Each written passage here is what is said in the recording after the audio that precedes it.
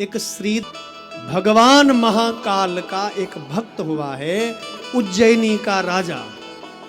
वैसे उज्जैनी में कोई राजा नहीं होता, वहां का राजा केवल भगवान महाकाल है। वहां सब सेवक हैं, वहां सब दास हैं, क्योंकि आपकी तो भूमि है भैया, आप तो सब जानते हैं, मुझसे ज्यादा आप जानते होंगे महाकाल की महिमा। उज्जैनी के राजा केवल भगवान महाकाल है, वहां कोई राजा महाराजा कोई और नहीं, बाकी सब दास हैं, बाकी सब सेवक हैं, वहां के स्वामी तो केवल भगवान महाकाल हैं। लेकिन फिर भी उज्जैनी के राजा, एक जो स्वयं को महाकाल का सेवक मानते, राजा नहीं मानते, लेकिन वहां के राजा थे, उनका नाम था चंद्रसेन।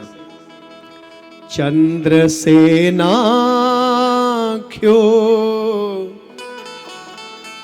शिव भक्त जितेंद्रिया,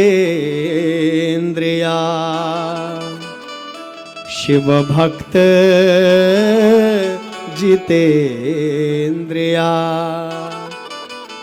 चंद्रसेनाख्यो शिव भक्त जितेंद्रिया, शिव भक्त जितेंद्रिया, बड़ा भारी शिव भक्त भगवान महाकाल का। और एक बार की कथा क्या हुई, चंद्रसेन महाराज हमारे उत्तराखंड की यात्रा पर गए। सुन लीजिए बहुत ध्यान से, बड़ा अद्भुत प्रसंग है। भगवान बद्रीनारायण की यात्रा के लिए गए, केदारनाथ बाबा की यात्रा के लिए गए। कौन गए? उज्जैनी के राजा चंद्रसेन। और आप जब भगवान बद्रीनाथ जी के दर्शन करेंगे तो बद्रीनाथ जी से ऊपर एक गांव है, आपको याद होगा, मैंने एक दिन पहले भी इस विषय पर चर्चा की थी थोड़ी सी। जो भारतवर्ष का अंतिम गांव है उसको कहते हैं माणा गांव। बद्रीनाथ जी से आगे और आगे माणा गांव। तो माणा गांव के राजा उस समय, छोटे से गांव के स्वामी या मुखिया कह लीजिए या राजा कह लीजिए, उस भूमि के राजा तो यद्यपि भगवान बद्रीनारायण हैं, लेकिन उस गांव के मुखिया रहे होंगे या उस क्षेत्र के राजा रहे होंगे, संभ्रांत कोई व्यक्ति रहा होगा। तो उसकी कथा है यहाँ। चंद्रसेन राजा बद्रीनाथ जी की यात्रा के लिए गया और माणा गांव का एक राजा, उसका नाम था मणिभद्र। और ध्यान दीजिएगा, इसी मणिभद्र के नाम पर इस गांव का नाम माणा गांव नाम पड़ा। इससे पहले ये कथा नहीं सुनी होगी। शिव महापुराण के ज्योतिर्लिंगों की कथा में बड़ा अद्भुत प्रसंग भगवान महाकाल का, और बद्रीनाथ की कथा को और महाकाल की कथा को जोड़ने वाली ये कथा है यहाँ, चंद्रसेन का प्रसंग। तो चंद्रसेन भगवान बद्रीनाथ जी की यात्रा के लिए गए। तो उस भूमि के जो राजा थे, यद्यपि राजा तो बद्रीनाथ है, लेकिन सेवक कह लीजिए, प्रधान सेवक उस भूमि के, उनको कहा गया है मणिभद्र यक्ष।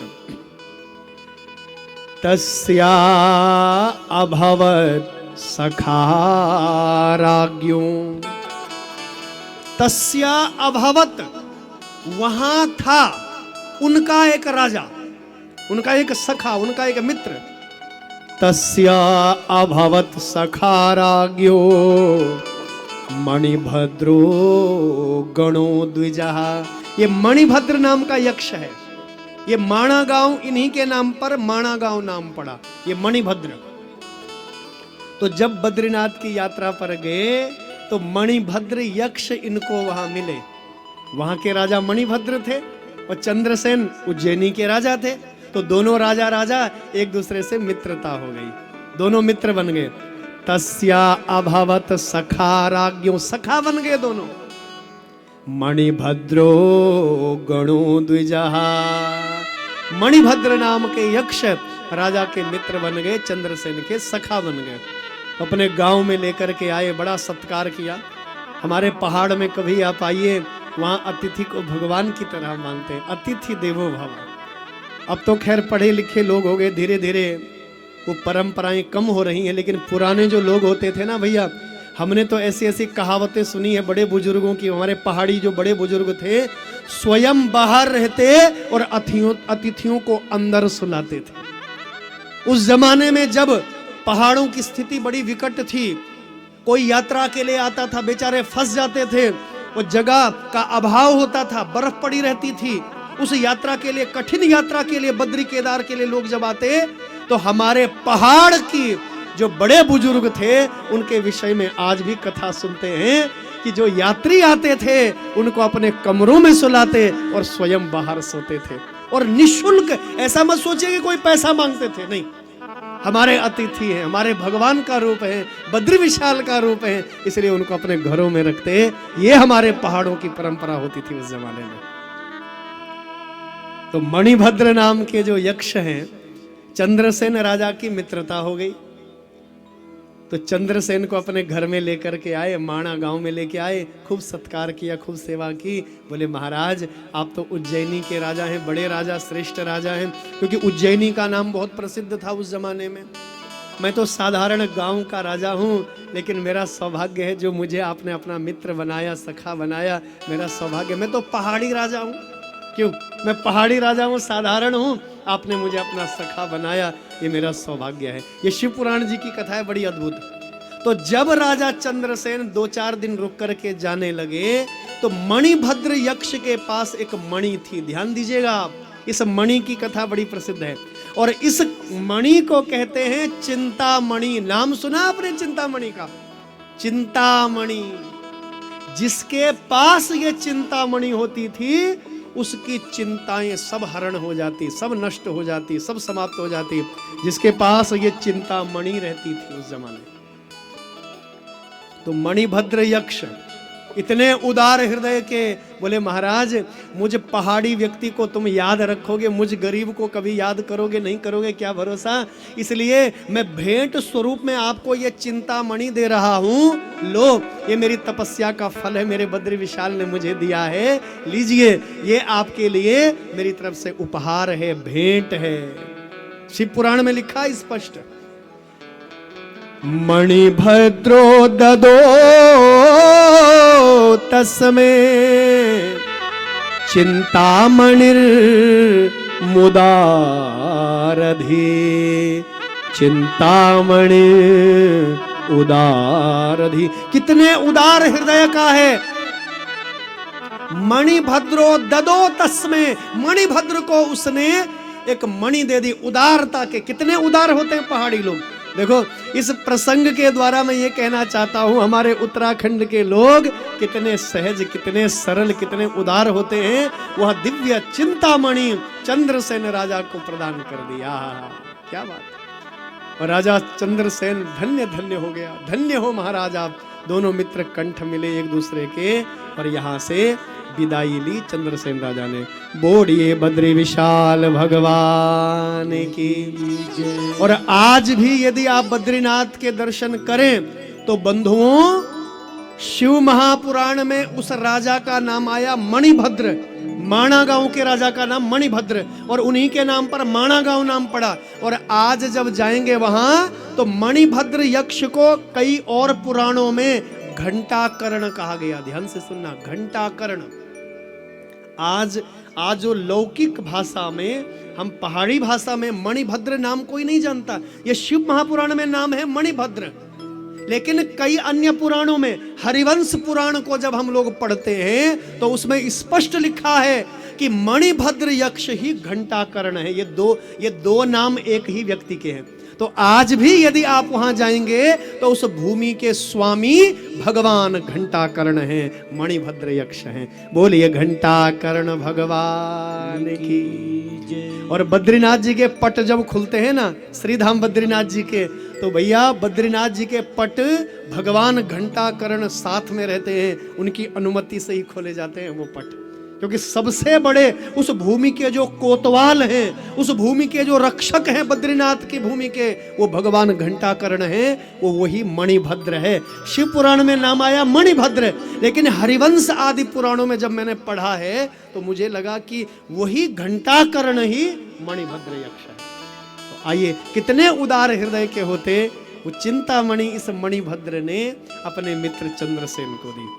तो देखिए ये प्रसंग जो है ये उत्तराखंड को और मध्य भारत को जोड़ता है। भगवान उज्जैन और बद्रीनाथ जी को दोनों को जोड़ता है यह प्रसंग। बद्रीनाथ का भक्त मणिभद्र और महाकाल भगवान का भक्त यह चंद्रसेन राजा। तो चंद्रसेन जब लौट करके आया तो उस मणि की कृपा से राजा की कीर्ति तीनों लोकों में फैलने लगी, क्योंकि मणि का प्रभाव था चिंतामणि। जितनी भी राजा की चिंताएं थी, जितना भी कष्ट था, रोग था, बाधाएं थी, सब राजा का सब दूर होते गए। राजा जो है प्रगति करता रहा, तीनों लोकों में नाम फैल गया। और जब राजा का नाम फैल गया तो बुरा मत मानिए, अपने जो लोग होते हैं ना जी, बड़ी ईर्ष्या करते हैं, क्षमा करिए। हमारे गांव का बच्चा कोई आगे बढ़ता है तो हम लोग क्या करते हैं, उसके पैर खींचते हैं। हमारे समाज का व्यक्ति कोई आगे बढ़ता है तो हम उसकी टांगें खींचते हैं, हम उसको बदनाम कर देते हैं। सावधान, अपने लोगों को बदनाम मत करिए, अपने लोगों को आगे बढ़ने का अवसर दीजिए। ये जीव की प्रवृत्ति है, मनुष्य की प्रवृत्ति है। हमारे बीच का बेटा कोई आगे बढ़ रहा है तो हम उसको बदनाम करने का प्रयास करते हैं, हम उनका साथ नहीं देते हैं। बंधुओं, हमारे इस भूमि में बलौदा बाजार जनपद में बहुत बड़े धर्म स्तंभ हमारे श्री टंकराम वर्मा जी, आहा, कितने बड़े समाज सेवी हैं। सुख में दुख में इतना विनम्र व्यक्ति मैंने अपने जीवन में इससे पहले कभी नहीं देखा। इतने सहज, इतने विनम्र, जो नीचे बैठ करके आप लोगों के साथ खाना खाने वाला है, आपके साथ बैठ करके आपके दुख दरिद्र को, आपके दुखड़े को जो सुनने वाला है, ऐसे हमारे भाई टंकराम वर्मा जी, आहा, है। तो ऐसी जो प्रतिभाएं हमारे बीच में है, हमारे गांव का बच्चा है, हमारे बीच का बेटा है, हमारा अपना बच्चा है, हमें अवसर देना चाहिए कि वो व्यक्ति आगे बढ़े, वो व्यक्ति आगे बढ़े।